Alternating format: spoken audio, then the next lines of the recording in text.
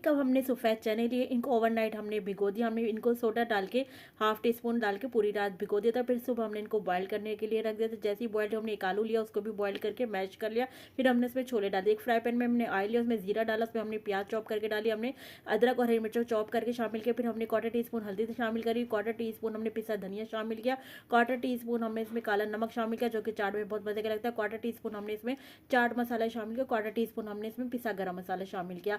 अब इन तमाम मसाले को अच्छी तरह भूनेंगे, फिर हम इसको छोलों में शामिल कर देंगे। फिर हमने थोड़ा सा पानी शामिल करके इसको छोलों को 10 मिनट तक पकने के लिए रख दिया। फिर हमने इनको डिश आउट कर लिया है। अब हमने सारे लवाजमात रखे हैं, जिसमें इमली की खट्टी मीठी चटनी, हरी चटनी है, प्याज चॉप की हुई है, काला नमक है, चाट मसाला है, दही है और इसमें हमने एक पापड़ी ली है। अब इन तमाम हमने प्याली प्लेट में अपनी तमाम चीज़ें डाल ली हैं और अब मैं आपको टेस्ट करके बताती हूँ कि जो बहुत मज़े का बनकर तैयार हुआ है।